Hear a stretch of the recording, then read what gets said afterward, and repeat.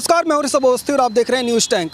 पिछले कई दिनों से आप लगातार ग्राउंड चेहरों पर हमारी टीम पहुंचकर आपको दिखा रही है कि किस तरीके से इजराइल को भारत के अंदर से लगातार समर्थन मिल रहा है और फिलिस्तीन समर्थकों को लोग यहां से जवाब दे रहे हैं। आज हमारे साथ मौजूद है वो टीम जो मथुरा से यहां पर पहुंची है, इजराइल एम्बेसी। और इजराइल एम्बेसी पे पहुंचकर ये लोग क्या मैसेज देने की कोशिश कर रहे हैं, ग्राउंड जीरो से आपको दिखाएंगे। पूर्व सूबेदार हमारे साथ मौजूद हैं, ललित फौजी जी, जो कि कर्मयोगी के नाम से भी जाने जाते हैं। उनके साथ देखिए कि कितनी भारी संख्या में जो लोग हैं वो यहाँ पर आए हैं और सभी युवा साथी हैं। ये लोग यहाँ पर मथुरा से क्यों पहुँचे, इजराइल एम्बेसी पहुँचकर एक क्या संदेश देने की कोशिश कर रहे हैं, इन लोगों से बात करते हैं। सबसे पहले सर, न्यूज़ टैंक के चैनल पर बहुत बहुत स्वागत है। आपका भी साहब।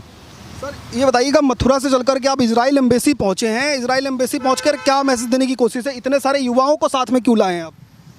हमारा सिर्फ एक ही उद्देश्य है। आज जो फिलिस्तीनी गाजा है, जो ये इस्लामिक जिहादी हैं, इन्होंने जो मानवता के ऊपर ये शर्मसार जो हमला किया है, जिसमें उम्र की कोई लिहाज नहीं रखी। 1 साल के बच्चे से लेके 10 साल का बच्चा भी नहीं छोड़ा है, बहन बेटी भी नहीं छोड़ी है, बलात्कार भी किया है, कत्लेआम भी किया है। क्या ऐसे जिहादियों के लिए आज पूरे विश्व को एक साथ खड़ा नहीं हो जाना चाहिए? तो आज हम मथुरा से जगह यहाँ पे आए हैं। हमारा सिर्फ एक ही उद्देश्य है, इजराइल सरकार हमें अपने देश की नागरिकता दे दे, हमें अपनी सेना में भर्ती करे। हम इजराइल के साथ मिलके कदम से कदम मिलके उस साथ युद्ध लड़ना चाहते हैं। इन इस्लामिक जिहादियों को नेस्तनाबूद करके दुनिया से ख़त्म करना चाहते हैं। हमारा एक ही उद्देश्य है, ये जो मानवता के दुश्मन हैं इनको आज ख़त्म कर देना चाहिए। तो आप कह रहे हैं कि आप यहाँ से इजराइल जाने के लिए तैयार हैं? बिल्कुल, मैं नहीं, मेरी पूरी टीम, करीब 1000 आदमी हम, हमारे पूरे 1000 आदमी इजराइल जाने के लिए तैयार हैं। इजराइल की नागरिकता यदि हमें मिल जाए तो हम उसकी सेना में भर्ती होकर बराबर युद्ध लड़ेंगे। मेरा नाम सूबेदार ललित कुमार है, जो कि मैं भूतपूर्व सैनिक हूँ। सारे युद्ध के जो युद्ध कला है सब मुझे आती है। आज मेरे ऊपर ट्रेनिंग का पैसा खर्च करने की जरूरत नहीं है। इजराइल के लिए मैं एक ऐसा व्यक्ति मिलूंगा जो पहले से ही युद्ध कला को जानता हूँ। यदि मुझे आज ही नागरिकता मिल जाए तो मैं यहीं से अभी मैं इजराइल चला जाऊँगा। तो इजराइल के प्रति इतना प्रेम क्यों है आप लोगों को, जो आप सेना से रिटायर्ड हो चुके हैं, आप अच्छी ज़िंदगी जी सके हैं, घर पे बैठ कर टीवी दे सकते हैं, पर आप इजराइल जाने को तैयार हैं? इस एज में दुनिया का यही एकमात्र देश है जो सही को सही और गलत को गलत कहता है। इसने बहुत ही समय पहले पहचान लिया था कि मानवता का दुश्मन कौन है, जैसे कि इस्लामिक जिहादी। इसने बहुत पहले जान लिया था और वही एक ऐसा देश है जो इनका ख़त्म करने में लगा हुआ है। तो मुझे इसीलिए इजराइल पसंद है कि इजराइल इस्लामिक जिहादियों का खात्मा करेगा और मेरा भी सपना है इस्लामिक जिहादियों का खात्मा करना। पर आपने देखा होगा जिस तरीके से आप लोग यहाँ पर पहुँचे हैं, ऐसी कई रैलियाँ देश में निकल रही हैं और वो हमास और फिलिस्तीन का समर्थन कर रहे हैं। आपको लगता है हिंदुस्तान के किसी भी व्यक्ति को हमास जैसे संगठन का समर्थन करना चाहिए? ऐसे लोग जो आज भारत में रह के उन लोगों का समर्थन कर रहे हैं, भारत सरकार को तत्काल प्रभाव से एक ऐसा कानून बनाना चाहिए कि जो भी मानवता के विरुद्ध आतताइयों का समर्थन करता है, चाहे वो भारत में रहता हो चाहे किसी भी राज्य में रहता हो, भारत सरकार को तुरंत ऐसे व्यक्ति के लिए मृत्युदंड का प्रावधान बनाना चाहिए। जेल में डालने से कुछ नहीं होगा, ये जेल में बहुतायत में पहुंच जाएंगे, जेल में इनका आतंक बढ़ेगा। जैसे कि आप जेल का अगर सही से माहौल देखें तो इनकी इतनी ज़्यादा वृद्धि हो चुकी है जेलों में कि इनका इनने पैसा कमाना शुरू कर दिया। जो सरकारें ये समझ रही हैं कि हम इनको जेल में डाल रहे हैं, तो ये जेल में रह के ये वहाँ पे अपनी दादा हुकूमत में चला रहे हैं। वहाँ पर भी नेटवर्क है इनका, बहुत छोटा नहीं है, बहुत बड़ा नेटवर्क है। पैसा कमाने का सबसे अच्छा जरिया है जेल में जाके ये लोग अपना एक ऐसा वो जाल बनाते हैं, हर जगह पैसा कमाई का शुरू हो जाता है। तो इलाज क्या है फिर इन लोगों का? एक ही इलाज है, मानवता का दुश्मन का सर्वनाश। जो भी मानवता का दुश्मन है, वो मैं हूँ चाहे कोई दूसरा हो, उसको ख़त्म करने में ही भलाई है, यदि मानवता बचानी है तो। उत्तर प्रदेश से आप आते हैं, उत्तर प्रदेश में मुख्यमंत्री योगी आदित्यनाथ हैं।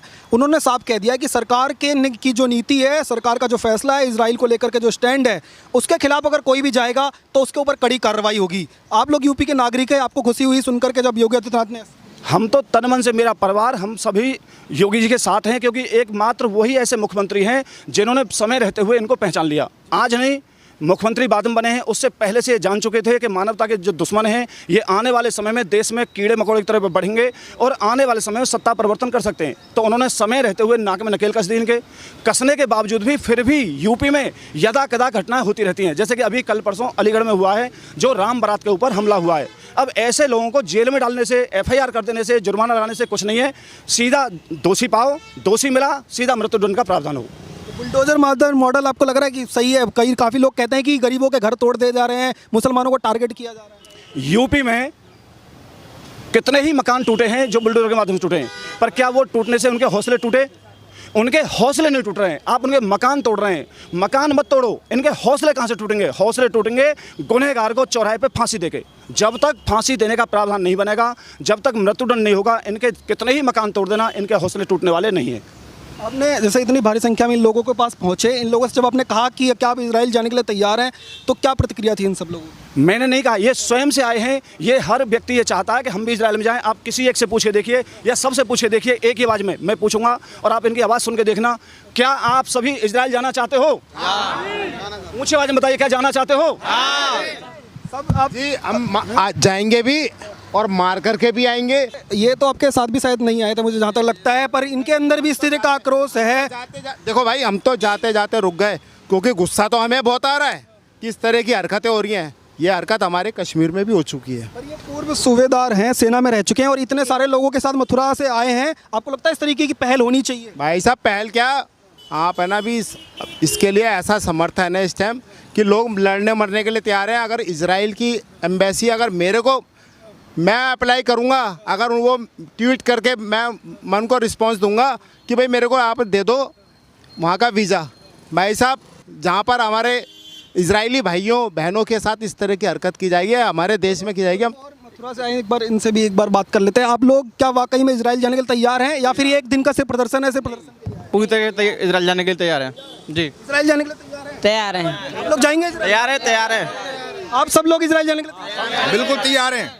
ऐसा तो नहीं है एक दिन प्रदर्शन है, सिर्फ ये पोस्टर पकड़े, बैनर पकड़े, उसके बाद बस ये मथुरा वापस चले जाएंगे फिर इजराइल का?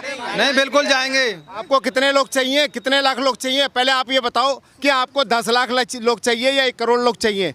हम बैठे हुए तैयार, हमारे यहाँ पे लोग इतने संख्या में तो आप लोग लेकर के आए थे। आपने कहा कि आपके पास जो है और भी लोग जो है सेना के तैयार खड़े हैं, या आम लोग भी आपके इस मूवमेंट से जुड़ रहे हैं। आपको लग रहा है कि इस तरीके मूवमेंट जब यहाँ परमिशन मिलेगी तो और लोग